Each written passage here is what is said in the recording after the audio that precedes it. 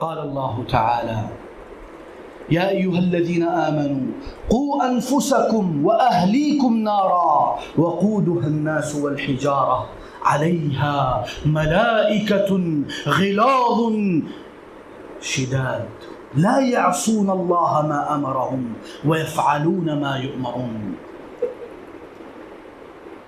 تمام تعریفات اس وحدہ لا شریک کے لیے جو اس کائنات کا خالق و مالک ہے، خالق زمان و مکان، اور لاکھوں کروڑوں درود و سلام ہمارے پیارے نبی حضرت محمد صلی اللہ علیہ وسلم پر۔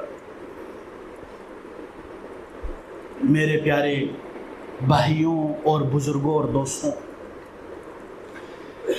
اس دنیا کی گہما گہمی میں ہم ایک چیز بھول چکے ہیں کہ ہم کون ہیں، ہم کہاں سے آئے ہیں، ہم کہاں جا رہے ہیں، اور ہمارا مقصد تخلیق کیا ہے۔ ہر چیز جانتے ہیں لیکن یہ نہیں جانتے جو ہمارے وجود کا اصل سوال ہے۔ جو آیت میں نے آپ کے سامنے پڑھی، یا ایھا الذین آمنوا، اے ایمان والوں، اے اے اے، کتنی خوبصورت پکار ہے اللہ کی طرف سے، اور اس کا مطلب ہے کہ یہ ایمان والوں کو پکارا جا رہا ہے، اور جو بات اس کے بعد آنے والی ہے وہ ایمان کے تقاضوں میں سے ہے۔ کیا ہے وہ؟ قوا انفسکم۔ قو کا کیا مطلب ہے؟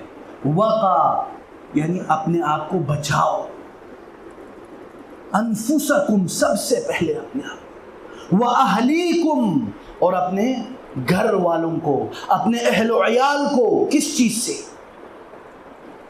کہ اس کو نوکری نہیں ملے گی، اس کو پڑھائی کراؤ، اس کو ایم فل کراؤ، پی ایچ ڈی کراؤ، لاکھوں پیسوں لگاؤ، دنیاوی علوم میں لگاؤ، تاکہ وہ جاب لیس نہ رہ سکے۔ اس لیے اس چیز سے بچانے نہیں، نارا، آگ سے بچاؤ۔ دنیا کی ہم سمجھتے کہ دنیا میں اپنے بچوں کے لیے بہت کچھ کر کے چلے جاؤں گا تو وہ بچ جائیں گے مصیبتوں اور تکلیفوں سے۔ یہ زندگی، یہ دنیا بغیر مصائب کے نہیں چل سکتی۔ جو بندہ آرام و آسائش اس زندگی میں ڈھونڈتا ہے، در حقیقت وہ اس زندگی کی حقیقت کو نہیں جانتا۔ یہ زندگی ابتلاءات کا دوسرا نام ہے۔ ہم کس کھیت کی مولی ہیں؟ جب انبیاء کرام شدید ابتلاءات میں مبتلا ہوئے، جیسے کہ حدیث میں ہے کہ قال رسول اللہ صلی اللہ علیہ وسلم اشد الناس بلاء الانبیاء ثم الامثل فالامثل، سب سے زیادہ شدید ترین ابتلا نبیوں پر آیا ہے، پھر جتنا ایمان اتنا ابتلا۔ اگر آپ ہمارے پیارے نبی صلی اللہ علیہ وسلم کی ابتدائی زندگی اور پوری زندگی دیکھیں، کیا ابتلاءات نہیں ہیں؟ کیا مصیبتیں نہیں ہیں؟ ایک دن حضرت عمر بن الخطاب رضی اللہ عنہ دیکھتے ہیں کہ رسول اللہ صلی اللہ علیہ وسلم ایک حصیر پر سو رہے ہیں۔ حصیر کس کو بولتے ہیں؟ چٹائی نما، یعنی سخت، اس پہ سو رہے ہیں، اور جب جاگے تو ادھر اس چٹائی کی آثار، یعنی آثار اور اثرات نظر آئے رسول صلی اللہ علیہ وسلم کے گردن پر اور کمر پر۔ تو حضرت عمر بن خطاب رضی اللہ عنہ کیا کہتے ہیں؟ یا رسول اللہ ان ملوک کسری و فارس، اے پیارے نبی، یہ جو سپر پاور اس زمانے کے کسری و فارس، پرشین امپائر کے بادشاہ اور رومن امپائر کے بادشاہ، اپنے آرام و آسائش کے زندگی گزار رہے، بڑے نرم گداز بستروں پر لیٹے، اور آپ سید الانبیاء اس حالت میں ہے، تو کیا کہا میرے پیارے نبی نے؟ قربان جاؤں نبی کریم صلی اللہ علیہ وسلم کہنے لگے یا عمر انما انا عبد، میں کیا ہوں؟ میں اللہ کا بندہ ہوں، میں بادشاہ نہیں ہوں۔ حتیٰ کہ بعض روایات میں ہے کہ جب رسول اللہ صلی اللہ علیہ وسلم سے یعنی قریش نے جب کہا اگر آپ چاہیں آپ کو ہم عرب کا بادشاہ بنا دیں، تو کیا کہا رسول اللہ صلی اللہ علیہ وسلم؟ ٹھکرا دی ساری آفروں کو اور کہا اگر میرے اس ہاتھ میں آپ سورج بھی رکھ دینا میں اپنی بات سے ہٹنے والا ہوں۔ اللہ اکبر۔ پھر آج ہمارے ہاں تھوڑی سی تکلیفیں آئیں، تھوڑی سی ابتلاءات آئیں تو ہم لوگ کیا کرتے ہیں؟ شکوہ کرتے ہیں۔ کس سے؟ لوگوں سے نہیں، اللہ سے۔ کیا کہتے ہیں؟ او اللہ، آپ نے ان بلینئر ملینئر امیروں کو مزے میں رکھا ہوا ہے اور ہم غریبوں کی واٹ لگا دی۔ ہیں؟ بہت سے لوگوں کے دلوں میں سوال ہے۔ میں آپ کو ایک بات بتاؤں، ہمیں پتہ نہیں ہوتا اور ہم لوگ کروڑ پتی ارب پتی ہیں۔ پتہ ہے آپ کو؟ اگر میں آپ سے ابھی کہوں اپنی دونوں کڈنیاں مجھے دے دو 2 کروڑ میں، دو گے آپ؟ نہیں دو۔ آپ اپنے جسمانی اعضاء کو دیکھیں، جب سے پیدا ہوا ہے بغیر پیسہ مانگے چل رہا ہے۔ اور ایک اور بات، اللہ کی کتنی نعمتیں ہیں جو ہم نے پوچھا بھی نہیں اللہ سے اور اللہ نے ہمیں دے دی۔ وہ نعمتیں جس کے ہم مستحق بھی نہیں ہیں، پھر اس میں سے یعنی جن نعمتوں کے ہم مستحق نہیں ہیں ان میں سے ایک اگر اللہ نے لے لیا تو ہم شکوہ کرتے ہیں۔ کس منہ سے شکوہ کرتے ہو؟ شکوت کا تو حق بھی نہیں ہے آپ کے پاس۔ تو میرے پیارے بھائیوں، اپنی حقیقت کو جان لیں۔ اگر میں آپ کو یہ بتاؤں ہمارے معاشرے کو اگر آپ چاہتے ہیں نا ماشاءاللہ A1 ہو جائے، صرف 2 کلمات آپ اپنے اندر اپنے بچوں کے اندر ڈالیں۔ کیا ہے وہ؟ ہم بولتے ہیں نا بیٹا دیکھ کے دیواروں کے بھی کان ہوتے ہیں، ہے نا؟ ہم یہ کہتے ہیں، لیکن اس کو چینج کر دیں، ہم کہیں بیٹا ان اللہ سمیع قریب، اے میرے بیٹے اللہ سن رہا ہے، ان اللہ بصیر بالعباد، اللہ تعالی دیکھ رہا ہے۔ اس کو ہم کیا کہتے ہیں؟ للہیت، خوف خدا۔ ہمارے دلوں میں ہر کسی کا خوف ہے لیکن اللہ کا خوف نہیں ہے۔ اللہ معاف کرے، میرا مستقبل کیسا ہوگا، میرے بچوں کا کیا ہوگا، میری بیوی کا کیا ہوگا، میں کہیں بیمار نہ ہو جاؤں، مجھے شوگر ہے، مجھے بلڈ پریشر ہے، مجھے کولیسٹرول ہے۔ ہاں، ہر چیز سے ڈرتے ہیں، اللہ سے نہیں ڈرتے۔ تو میرے پیارے بھائیوں، اپنے اندر یہ پیدا کریں۔ میرا جو اصل موضوع ہے وہ ہے نوجوانوں کے مسائل اور ان کے حل۔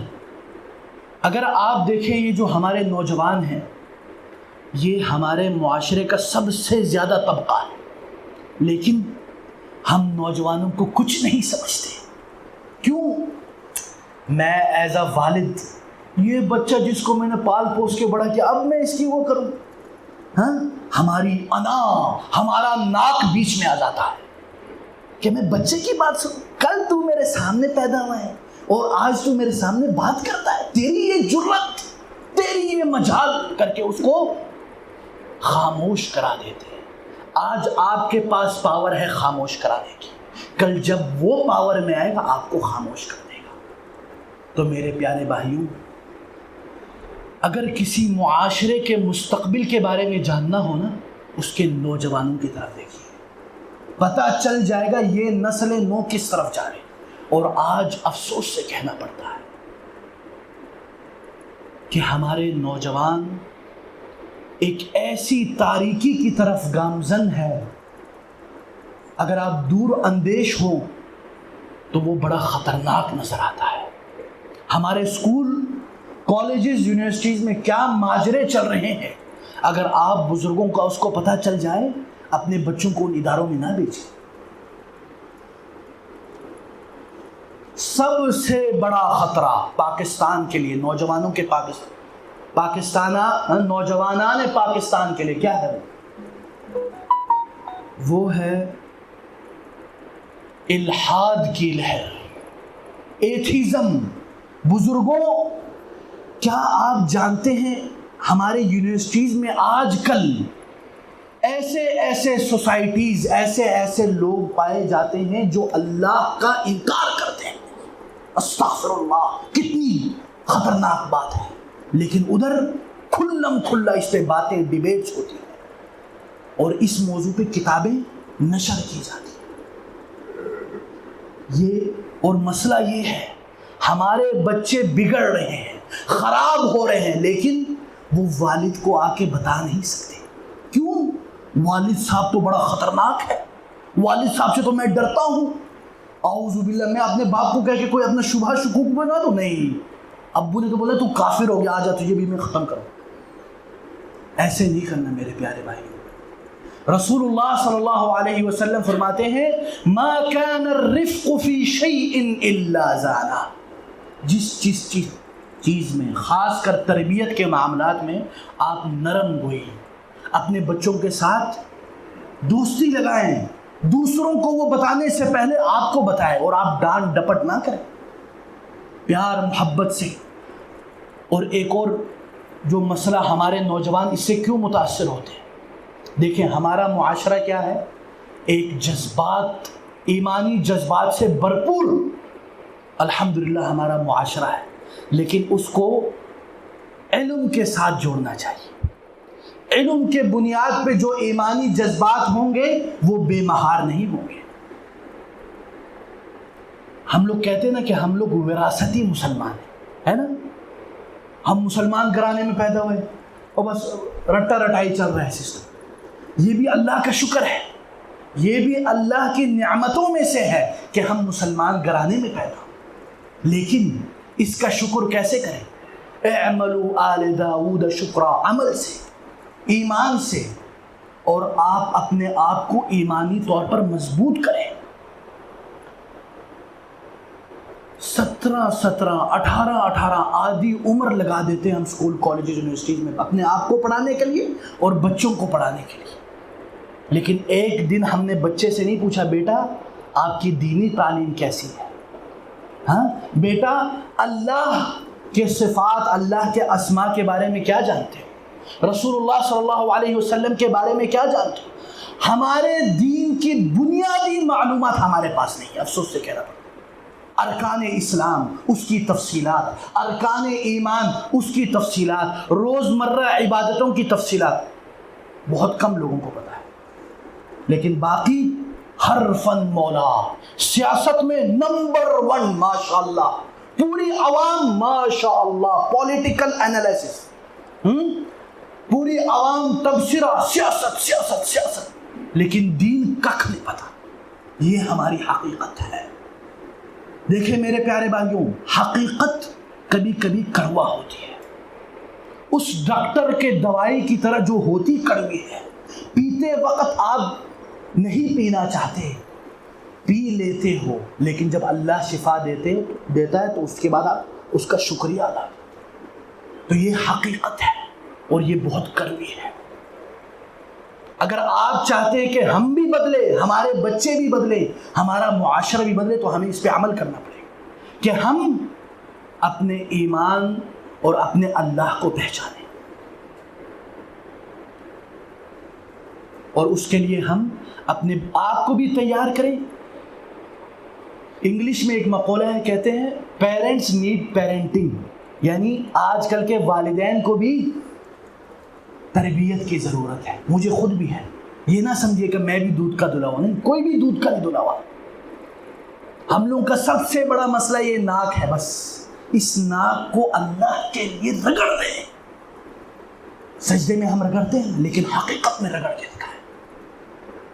اپنے بچوں کے لیے جہنم کی آگ سے بچانے کے لیے، ورنہ اللہ کی قسم یہی بچے قیامت کے دن آپ کا گریبان پکڑیں گے کہ اللہ میرے والد نے میرے ساتھ اچھا سلوک نہیں کیا، میرے ساتھ ہر وقت سختی سے پیش آتے تھے، گھر میں ایسے آتے تھے جیسے کوئی عزازیل آ گیا۔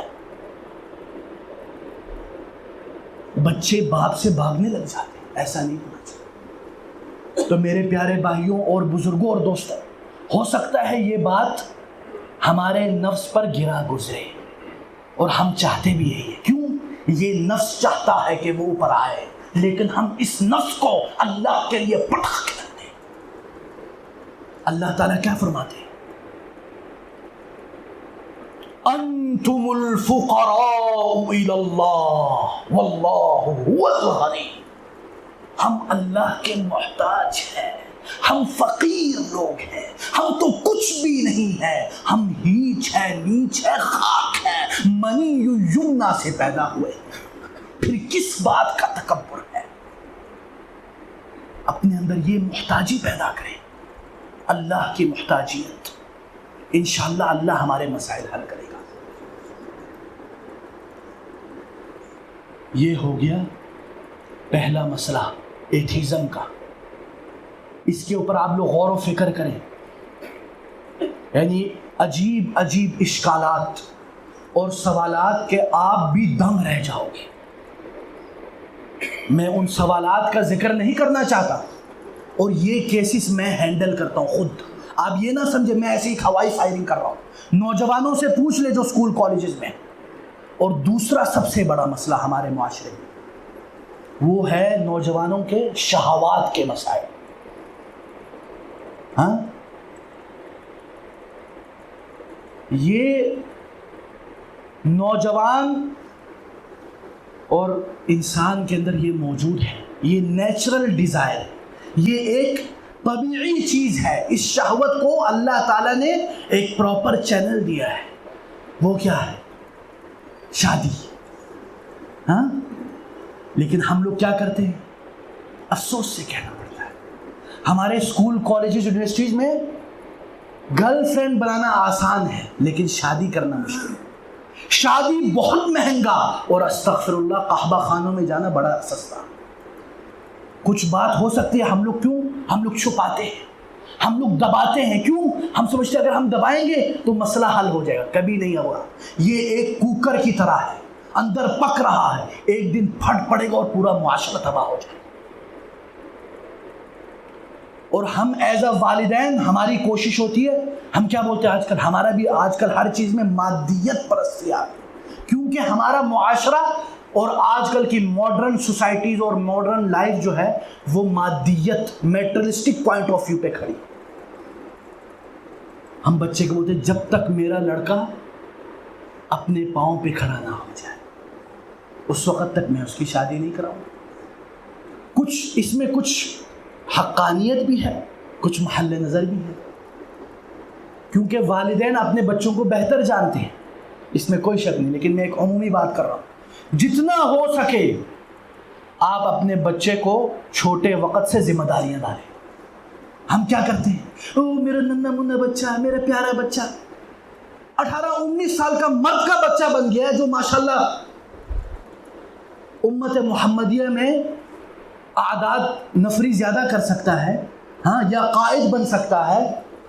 اس کو ابھی 19 سال کا ہو گیا بچہ، ابھی بھی میرا بچہ ہے، وہ چھوٹا ہے، غلطی ہے، معاف کر دو۔ نہیں، چھوٹے وقت سے، میرے 3 سال کا بچہ ہے، میں اس کو پہاڑوں پہ لے جا کے، ہمارے گاؤں میں لے جا کے بولتا ہوں بیٹا چلو، وہ گرتا ہے، میرے گھر والے اٹھانے آتے ہیں، وہ تو چھوڑ دو اس کو، کل میں اور تم نہیں ہوں گے اس کو اٹھانے والے۔ ابھی سے بچے کو مرد کا بچہ بنائے، یہ نہیں برگر بن جائے ہلکا سا، ہاں، سائیکولوجیکل ویکنس، ابو میں گرمی ہے، کیا بات ہے؟ ایسا نہیں ہونا چاہیے۔ یہ ہم لوگوں کی غلطی ہے ایز اے والدین، ہم اپنے بچوں کو اتنے لاڈ پیار سے پالتے ہیں، اور کل جب ان کی عمر شادی کی ہوتی ہے ہم بولتے ہیں ابھی تو بچہ ہے، کیونکہ آپ نے بچہ بنایا ہوا ہے۔ اس کو مرد بناؤ چھوٹے وقت سے اس کو تیار کرو کہ بیٹا کل تم اکیلے ہوگے، میں نہیں ہوں گا۔ ہم کیا بولتے؟ بیٹا میں آپ کے ساتھ ہوں انشاءاللہ، آپ بے فکر ہو، ہے نا، اس کے اندر کانفیڈنس اور اعتماد پیدا نہیں کرتے. اس لیے میرے پیارے بھائیوں، جیسے کہ رسول اللہ صلی اللہ علیہ وسلم نے فرمایا اغتنم خمسا قبل خمس، 5 چیزوں کو غنیمت جان لیجیو اس سے پہلے کہ وہ چل بسے. کیا ہے وہ؟ اس میں سے شبابک قبل حرمک، اپنی اس نوجوانی کو بڑھاپے سے پہلے غنیمت جان لو.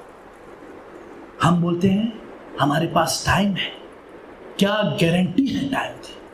خدا کی قسم میرے اور آپ کے پاس اگلے سیکنڈ جینے کی گارنٹی نہیں. تو ہمیں چاہیے کہ ہم اپنے نوجوانوں کا خصوصی خیال رکھیں، ان کے ساتھ کیسے برتاؤ کرتے ہیں، ان کو اس چیزوں سے نکالیں اور جلد از جلد ان کی شادی کروائیں. مجھے پتہ ہے اکثر نوجوان خوش ہو جائیں گے. میں آپ کو قصہ سناتا ہوں تاکہ یہ نہ ہونا آپ سمجھے یار پتہ نہیں کدھر سے بات. میں نے 17 سال کی عمر میں شادی کی، ہمارے والد صاحب نے کروائی. آج 13-14 سال ہونے والے شادی کو، الحمدللہ سکون میں ہے. لیکن آج کل کے بچے 35-40 کو شادی نہیں. خدا کی قسم یہ ان کے اوپر ظلم ہے. پھر وہ آگے پیچھے منہ نہ لگائے تو کیا کریں؟ ہم لوگ مجبور کرتے ہیں بچوں کو. ایک تو یہ گرل فرینڈ کا معاملہ، اسی طرح ایک اور خطرناک معاملہ ہے جس پہ ہم لوگ پردہ ڈالتے ہیں، جس کو ہم چھپاتے ہیں. ہم بولتے نہیں ہمارا معاشرہ ماشاءاللہ دودھ کا دھلا ہوا ہے، فرشتہ ماشاءاللہ، ہاں ملاکستان ہے. نہیں، مشت زنی بکثرت سے کی جاتی ہے ہمارے معاشرے. مسٹربیشن اور گندی فلمیں علل اعلان نہارن جہارن نشر کی جاتی، اور یہ انٹرنیٹ کا زمانہ ہے. ایک کلک دبایا دنیا آپ کے قدموں میں. یہ بڑا خطرناک معاملہ ہے. اس کی وجہ سے ہمارے بچوں کے مستقبل تباہ ہو رہے ہیں، بچوں کی شادیاں تباہ ہو رہی ہیں، بچوں کا بچپن خراب ہو رہا ہے، ذہن خراب ہو رہا ہے، سائیکولوجیکل پرابلمز پیدا ہو رہی ہیں. یہ میں اپنی طرف سے بات نہیں کر رہا، یہ ریسرچ بتاتی ہے. اس کے لیے اس کا کیا حل ہے؟ 1-2 میں نے حل بتایا. اور دوسرا حل یہ ہے کہ والد کا بیٹے کے ساتھ کیسا ریلیشن، ہاں، اور والد اپنے بیٹے پہ نظر رکھتا ہے نہیں رکھتا ہے. ہم اتنے غافل ہو چکے ہیں اس دنیا کی گہما گہمی میں کہ ہمیں اللہ کی قسم پتہ نہیں میرا بیٹا گھر میں آیا ہوا نہیں آیا. تو اللہ تعالیٰ سے دعا گو. ابھی اور بھی بہت ساری باتیں تھیں لیکن وقت کی قلت ہے. اور الوقت کالسیف ان لم تقطعه قطعک، یہ وقت ایک تلوار کے مانند ہے.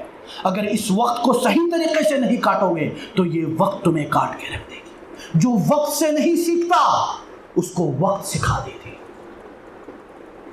اقول قولی هذا واستغفر الله لي ولكم فاستغفروه انه هو الغفور الرحيم.